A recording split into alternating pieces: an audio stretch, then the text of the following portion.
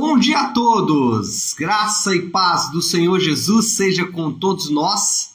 Uma ótima quinta-feira para todos. Hoje é dia 17 de fevereiro de 2022. Seja muito bem-vindo ao nosso devocional de hoje. E o tema do nosso devocional de hoje é O Senhor disse a Moisés. Nós estamos na maratona de leitura bíblica, lendo juntos aí vários capítulos da Bíblia, já há quase um ano que estamos aí juntos. E hoje nós vamos falar sobre Êxodo, capítulos 8, 9 e 10. E o que temos nesses capítulos 8, 9 e 10 são a descrição das pragas, especificadamente da praga 2 à praga 9, que foram enviadas contra o Egito. E quando a gente usa essa expressão, o Senhor disse a Moisés, se você ler aqui, você vai perceber que várias vezes o Senhor vai repetir, ou o escritor aqui do livro de Êxodo, que provavelmente é Moisés, repetiu várias vezes como que as orientações foram dadas do próprio Deus para Moisés. Então essa expressão, o Senhor disse a Moisés, vai se repetir aqui nesses capítulos abundantemente. Deixa eu ler um versículo com vocês, apenas para ilustrar isso que eu acabei de dizer, que é aqui Êxodo capítulo 8, versículo 1. Diz assim: O Senhor falou a Moisés: Vá ao faraó e diga-lhe, assim diz o Senhor, deixe o meu povo ir para que me preste culto. Então, aqui é só para dar um exemplo disso que eu disse, de como vai se repetir várias vezes aí essa expressão, o Senhor disse a Moisés. E as pragas foram 10. Ontem nós já lemos uma delas, ainda que não tivéssemos comentado. Hoje vamos falar de mais 8, completando 9. E amanhã a gente vai falar da 10ª praga, que é a derradeira, que é a praga lá do anjo destruidor. Mas vamos falar aqui primeiro das pragas enviadas contra o Egito. O que essas pragas enviadas contra o Egito demonstram? Qual é o objetivo? Qual é o propósito que tem por trás destas pragas enviadas contra o Egito? Primeiro, para mostrar que Deus ele é soberano. Cada uma destas pragas tinha uma ligação muito direta com as divindades do Egito, com as divindades do Egito. Não era, para usar uma expressão moderna, não eram aleatórias, não. Elas tinham um foco. Cada um dos animais envolvidos nas pragas, cada uma das pragas tinha como objetivo também mostrar que os deuses do Egito eles eram fracos, que os deuses do Egito não tinham o poder que os egípcios imaginavam que tinham. Então, o que essas pragas mostram é o governo, a soberania de Deus sobre tudo e sobre todos. E quando a gente vai lendo o relato das Escrituras, a narrativa bíblica vai avançando, nós vamos percebendo quanto isso é verdade, o quanto Deus ele governa soberanamente sobre todas as coisas e sobre tudo. Deus ele é tão soberano, eu gosto de uma expressão sobre a soberania de Deus, sobre nada escapar do governo de Deus, nada escapar do controle de Deus e tudo de fato acontecer de acordo com a vontade de Deus. Eu gosto de uma expressão que um pastor usa, ele diz o seguinte, que o menor movimento da patinha, da menor formiga da Amazônia está debaixo do controle de Deus. Ou seja, aquele movimento da patinha da formiga lá na Amazônia, Deus está governando. E aí a gente pode ir para um outro extremo aqui, né? O movimento dos planetas, dos maiores planetas, o movimento das galáxias, tudo isso está debaixo do poder e do controle soberano de Deus. A Bíblia diz que Deus chama as estrelas pelo nome. Eu gosto também de um texto lá de Atos capítulo 4, quando a igreja está orando, e a igreja diz o seguinte, a oração do povo de Deus ali fala o seguinte, que Pilatos, os homens de Israel e todas as pessoas que mataram Jesus fizeram tudo o que a mão e o propósito do Senhor haviam determinado. Eu acho isso incrível porque mostra a soberania de Deus. Nada escapa dos planos de Deus, nada escapa do governo soberano de Deus, e essa deve ser a nossa forma de enxergar as coisas. O controle absoluto de Deus. Literalmente, Deus ele está no controle de todas as coisas, e isso não pode ser apenas algo que nós falamos ou que nós sabemos, mas isso precisa estar no nosso coração. As nossas vontades, os nossos desejos e tudo aquilo que a gente construir no nosso coração, no nosso ser, no fundo da nossa personalidade, precisa partir do ponto de vista ou da perspectiva de que Deus ele é soberano e controla e governa todas as coisas. Então, essa é a primeira coisa que a gente pode ver aqui, ou que é demonstrado nas pragas enviadas contra o Egito. Em segundo lugar, nós também podemos perceber que mesmo as adversidades, elas estão nos planos de Deus. Que mesmo as tragédias e aquelas coisas que a gente não espera, elas estão nos planos de Deus. As pragas enviadas contra o Egito ou contra os egípcios era um juízo de Deus contra a perversidade dos egípcios. Eu já vi algumas pessoas dizendo: nossa, pastor, mas você não acha muito drástico Deus enviar pragas contra o Egito? Como assim matar pessoas? Gente, os egípcios não eram inocentes, né? Basta lembrar que a história começa com os egípcios exterminando crianças. Lembra que os egípcios matavam todos os homens nascidos entre os judeus? Talvez o primeiro grande holocausto, né? O primeiro grande genocídio, matança coletiva de pessoas inocentes. E crianças, não eram adultos. Né?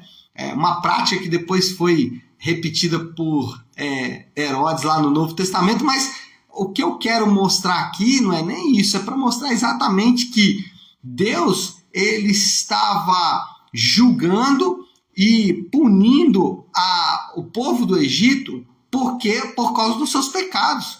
Ele não estava tratando com pessoas inocentes, ele estava tratando com pessoas que haviam cometido erros e crimes gravíssimos. Gravíssimos. Os egípcios escravizavam os judeus. Eles tratavam os judeus como escravos.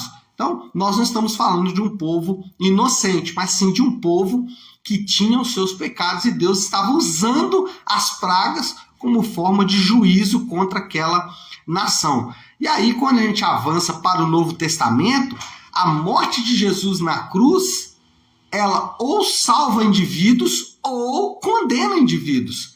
A cruz, para muitos, representa a salvação, mas para muitos, condenação.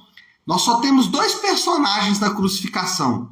Nós só temos os que crucificaram Cristo, e nós só temos aqueles que crucificaram Cristo ou aqueles que estão em Cristo.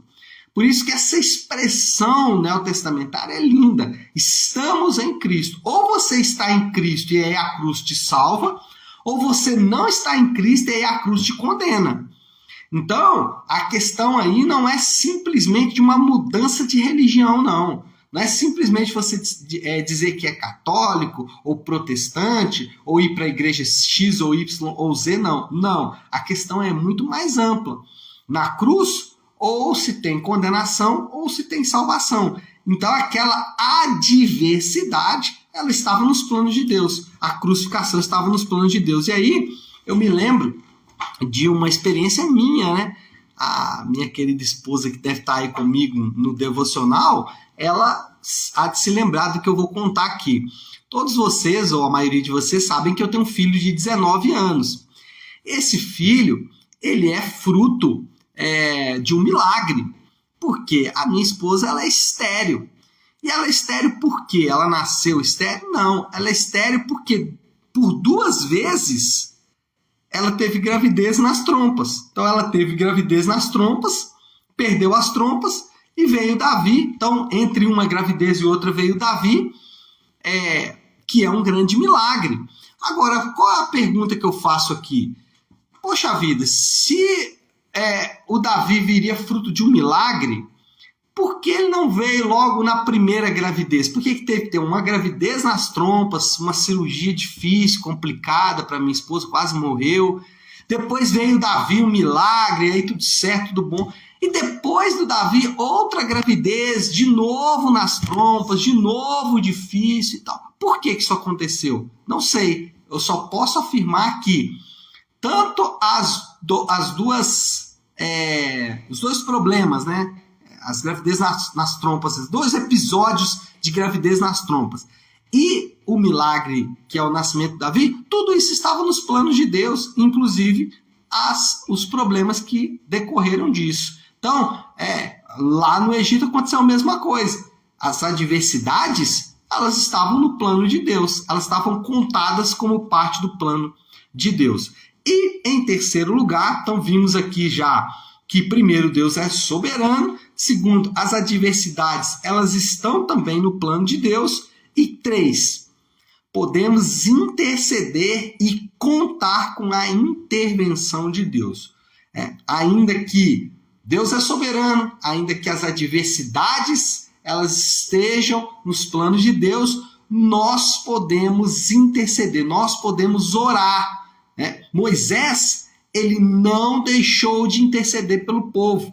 Moisés não deixou de orar a Deus pelo povo quando Faraó se dispunha a ouvir Moisés e deixar o povo ir para o deserto adorar. Moisés intercedia a Deus. Nós somos desafiados a orar a Deus em todo o tempo.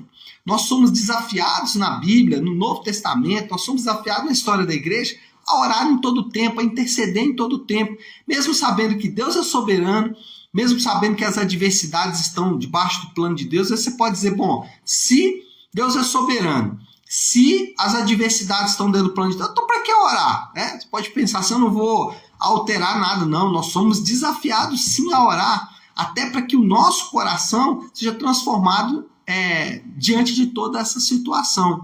Eu gosto muito de um exemplo, que é o exemplo de Jesus lá no Getsêmani. Jesus, ele estava no Getsêmani orando para que, se possível, os planos mudassem. Você lembra disso? Jesus orando, Senhor, se possível, passe de mim esse cálice, contudo seja feita a tua vontade. Olha só, Jesus sabia que os planos não seriam mudados, Jesus sabia que aquilo ali tudo teria que acontecer, ainda assim ele estava intercedendo. Então, esse é o nosso papel, o papel de orar e de interceder mesmo que as coisas, mesmo sabendo que Deus é soberano e que as adversidades também estão dentro dos planos de Deus. Então, ore, interceda para situações, porque esse é o nosso desafio. Bom, qual é a moral da história aí? Pelo menos esses 3 aspectos que demonstramos. O que nós podemos resumir de tudo isso? Deus oferece testemunho do seu caráter por meio de situações distintas. Deus oferece um testemunho poderoso dos aspectos do seu caráter por meio de situações distintas. Então, em situações boas, eu vou ver um aspecto do caráter de Deus. Em situações difíceis, um outro aspecto do caráter de Deus. Em situações distintas, aspectos e atributos distintos do caráter de Deus. Então a gente tem que entender isso sempre, que mesmo diante de situações que a gente não entende, mesmo diante de situações difíceis, nós podemos perceber aspectos do caráter de Deus e comprovar estes aspectos, Deus testemunhando destes aspectos. Bom, qual é o desafio então? O desafio do Léo aí para esta quinta-feira, uma aplicação final aqui para a gente poder finalizar e orar. Nós precisamos perceber o caráter de Deus em todo o tempo.